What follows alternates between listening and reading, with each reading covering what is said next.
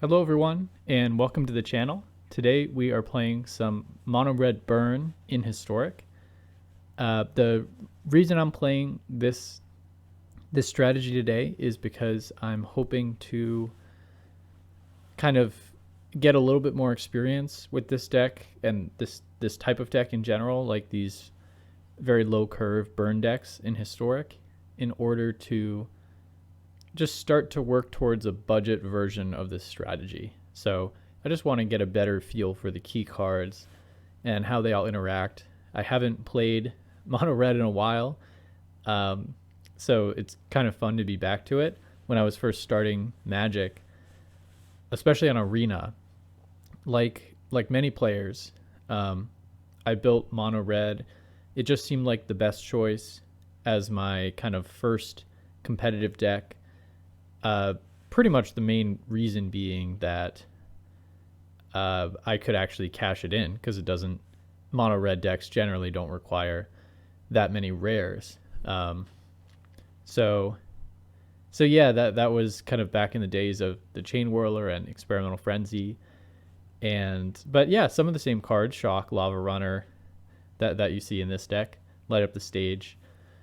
Yeah, so that's what we're doing today. In terms of card choices, should all be pretty straightforward. I've never really played with Thermo Alchemist before.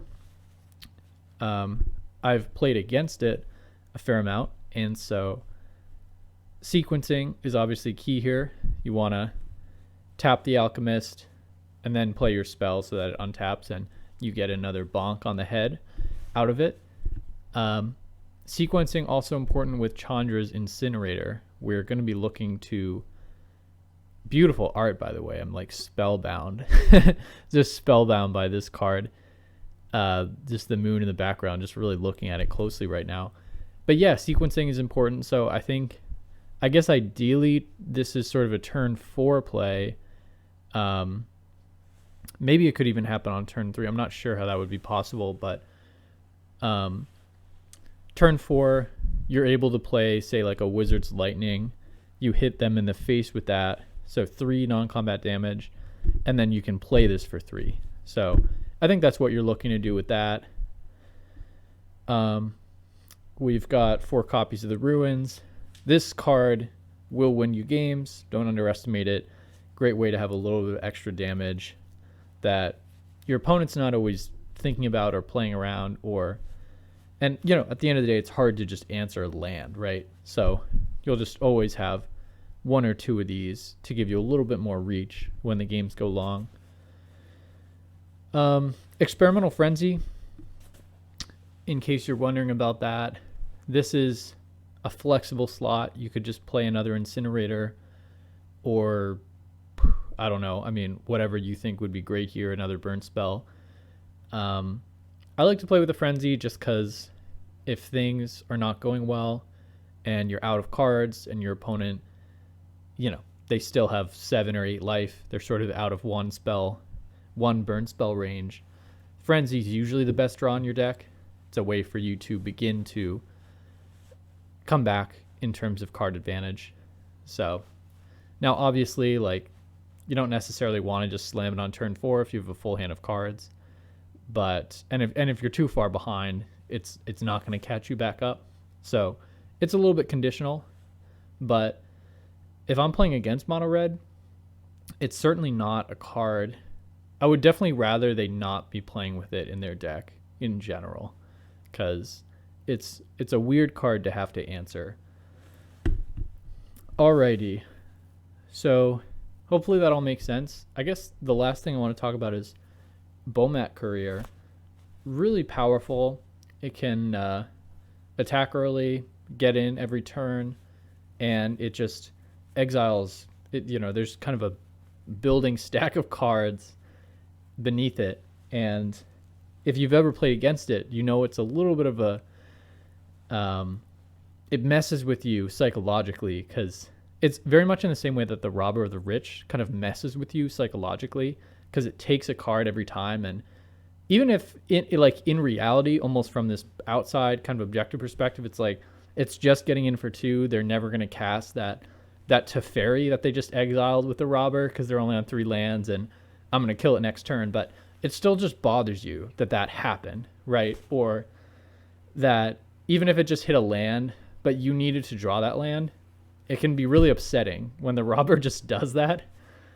Similarly with Bomat Courier, it just sort of feels bad every card that they get under it, and the opponents are very likely to kind of trade down on mana or on tempo in order to get this thing off the battlefield, when at the end of the day, even if you're not in a spot where it makes sense to discard your hand or you don't have the mana to do that, to sort of realize the card advantage that it can potentially get you, it definitely makes your opponent, it puts them in an awkward spot because they have to answer a 1-drop when, Thermo Alchemist, Incinerator, Lavamancer, Soulscar Mage, there are a lot of other arguably more significant threats on the battlefield, because at the end of the day, the Courier is still a 1/1, right? It's not the card that's going to kill you.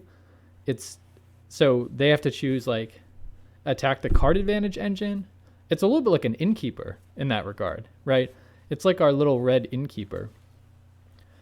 All right, that's enough about that. Gigantha is bad, but it's pretty much free.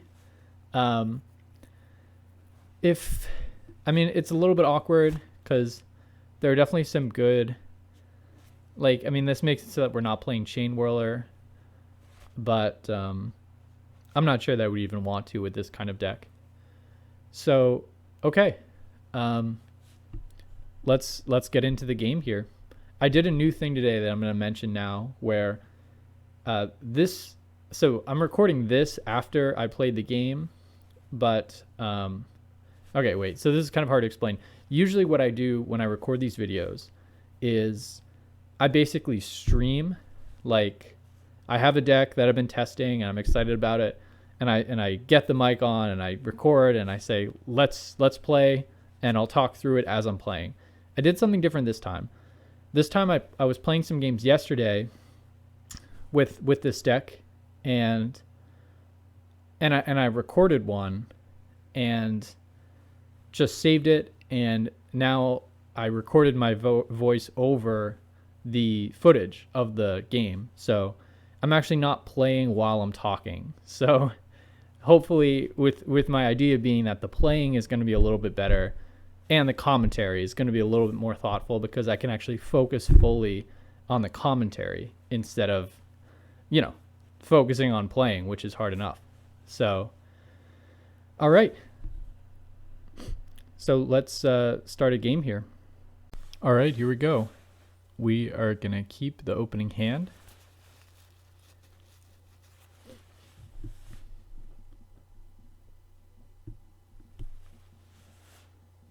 So, like I said, I've never done this before. It's a little weird watching myself from the past. This is from last night. So we're going to start with the Bomat Courier. Obviously, this card is great. Although I will say that there aren't always very many opportunities to discard your hand and just sort of cement the card advantage that you can get with the Courier.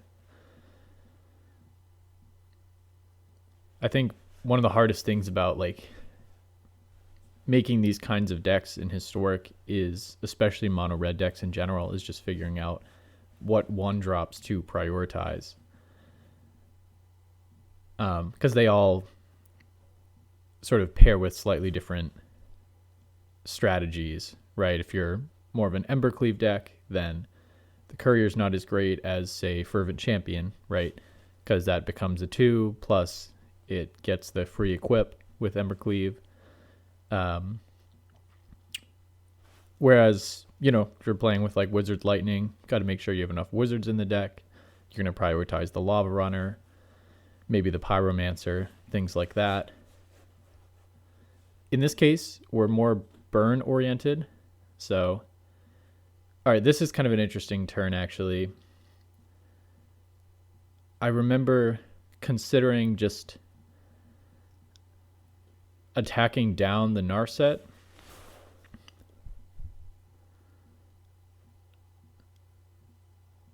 I guess I'm thinking about starting with the Alchemist. It's a little awkward because I want to do a kind of thing where I can play the Alchemist and untap it and get an extra point of damage in by playing the Wizard's Lightning, but the Alchemist doesn't have haste or anything, so I just have to settle for this. Again, it's really painful you want to tap out. I mean, we only have 3 lands and we have a lot of spells to play, including a 6-drop in our hand, but I really, sort of from this point forward, I like to have 1 mana open ideally so that I can activate a courier if I feel like that's the best play.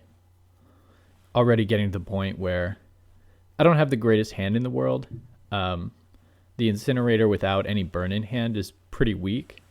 So at this point, I feel pretty happy to want to discard the cards with one of the couriers and move forward from there.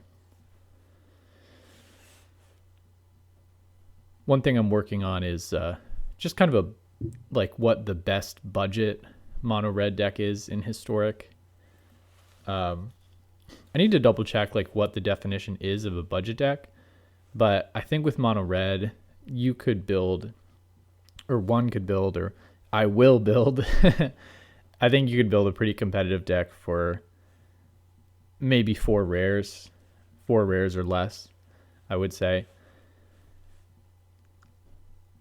I mean, I'll have to do some thinking about what exactly those rares should be, but I think you can do it on 4 rares, no question about it.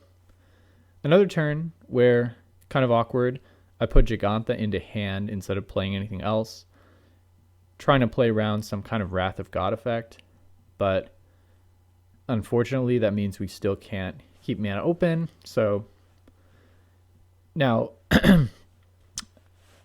in hindsight, I think maybe slightly better to just play an Alchemist and leave 1 mana open, but yeah, a little awkward here.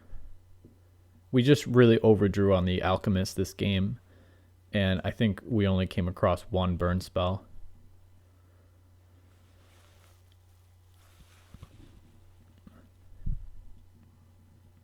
Now the Wizard's Lightning could have been a lot better. If we had 4 lands down, you play the Lightning to their face, and then you play the Incinerator for 3. That's kind of the ideal combo, but unfortunately we couldn't really make it work this game. Similar kind of awkwardness here. The Thermo Alchemist, if I activate it, it'll make the Incinerator cost 5, but we only have 4 lands down, so again, we just can't play either of our big spells. So in working towards a budget version of this deck, I think I'm just going to drop the Incinerators, as good as they are. They may be overrated. I've played a number of games with this deck at this point, and they are often stuck in hand. All right, so now for the first time, we can activate the Courier if there's a Wrath effect, which the opponent is digging for. But as I remember, they don't find it, so we're going to go to sideboard here.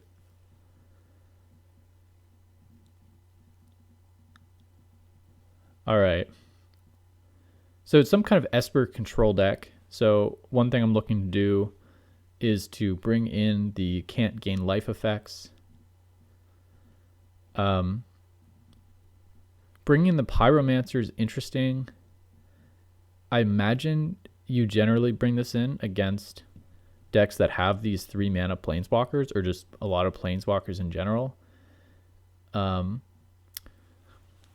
I honestly found this deck list from someone who they did well in a recent tournament, and they had 4 of these Pyromancers in the sideboard. So I'm still trying to figure out exactly where the Pyromancer is strongest. I feel like you're bringing it in for the kind of planeswalker cleanup, but I'm not entirely sure. Maybe you just bring it in certain matchups as just an additional creature. You shave off some of the burn spells. As it was, I didn't bring them in here.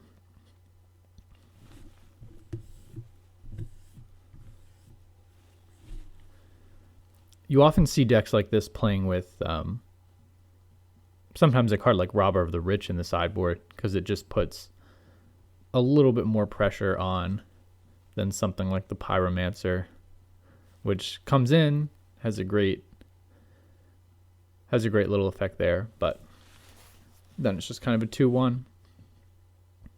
All right, another really good hand.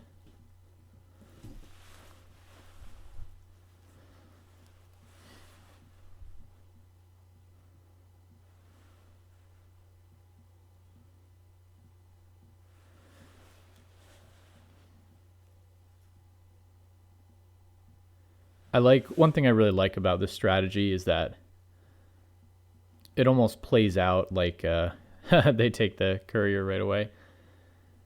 It plays out like a modern deck in the sense of almost everything costs 1 mana. The whole deck is extremely mana efficient. Honestly, that's one reason it's kind of painful to play with the Chandra's Incinerators, because yeah, those are expensive. I mean, you can definitely get them out. Like maybe even on this game, I don't think we cast one, but I think we would have the opportunity to more easily.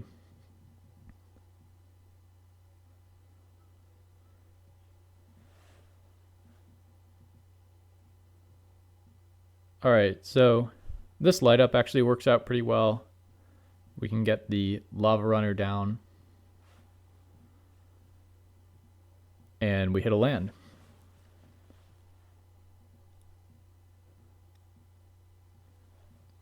We do have 1 Experimental Frenzy in the deck, so that is a card we can find here. I played against certain decks just like this that are doing the Frenzy thing, and I think it's a fine thing to be doing. So this is an interesting spot too, whether you just go all face.